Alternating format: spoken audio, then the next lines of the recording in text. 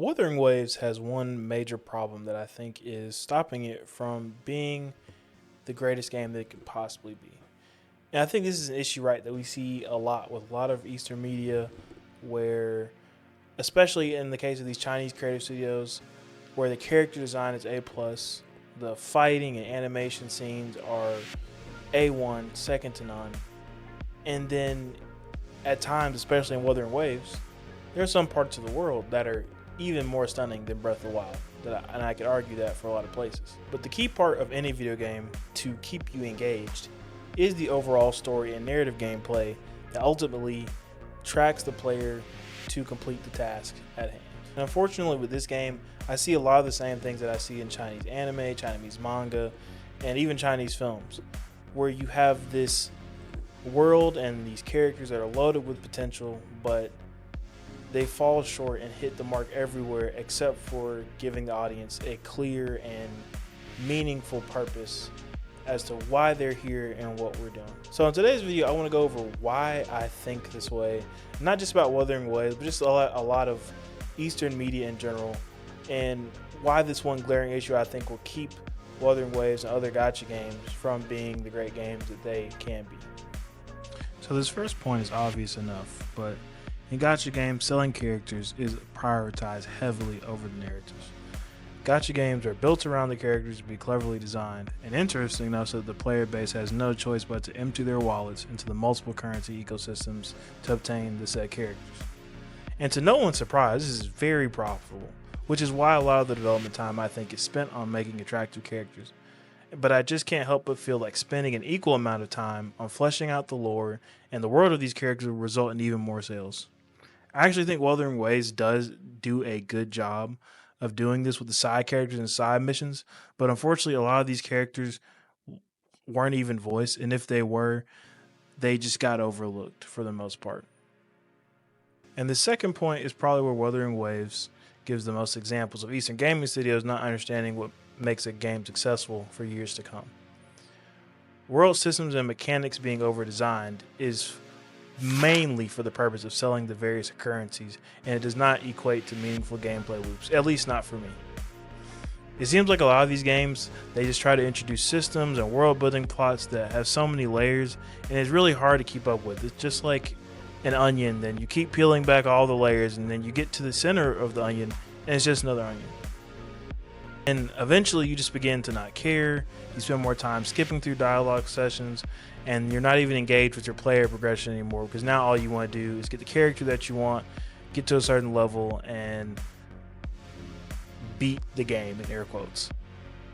And now this is hardly just a Chinese game studio issue, as I mentioned earlier in the intro, but the amount of factions that sound almost the same in a lot of their media, a lot of the different acronyms they use, and that are just thrust upon the player like you've been given an almanac of all the different things that are going to be in the world.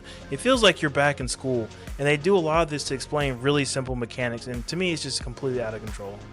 Now maybe, just maybe, this is a result of translation teams trying not to forego important information, but I just feel like I cannot be the only person who gets heavily invested into a lot of this media and then just start to realize towards the end that all the groups and different power systems are all arbitrary, and they really are hardly really fleshed out. They're just there so that you get some sense of what's going on, but not really any sense of value in what you're playing.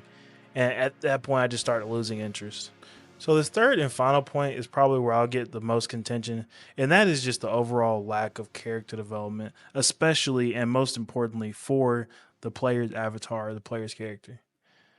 And I feel like just a lot of guys need to evolve from this nearly silent and unknown hero trope for the player's avatar. I know it's been a running joke for a while that like Genshin Impact almost straight up copied Breath of the Wild. I mean, down to the voiceless character and the big open world and the climbing with stamina and all those things like that. But it's gotten to a point now where these games are supposed to be meant to immerse you in your character's story, not just other playable characters. And again, like I stated from my first point, most of these games are built around selling you the other characters, and I get that. I understand that is the selling point. I understand that is probably why a lot of you watching this are playing these games. It's not for your own character, it's for the other characters that you get to enjoy in the game, and that's perfectly fine.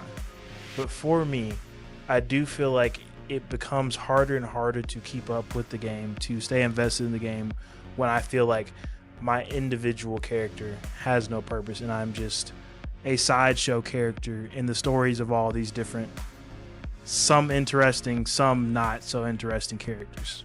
And I think sometimes this just happens because there's just a lack of content overall. I don't think we could see, like, these massive player count drops if the player was given more of a role in the story, more of a role in driving the player towards the end goal. And at the end of the day, I get that it's really about harvesting waifus. I get it. I get it's about harvesting your characters and getting the characters you want, but I do not think that it makes for a long-lasting game. But I think really, truly, at the end of the day, we have to acknowledge that the elephant in the room is that we have to demand more meaningful narratives and get away from this silent hero trope. It's cool sometimes, but when your silent hero literally is a sideshow Joe to the entire story, it just gets boring after a while. I think Link in The Legend of Zelda, a game that a lot of these games try to emulate with these open world style, is a great example that foregoing speech is no excuse to leaving the character's ambitions and personality in complete ambiguity. You see a lot of this with, a lot of characters talking about Link and showing different things about his story. And in Wuthering Waves, you get a little bit of that.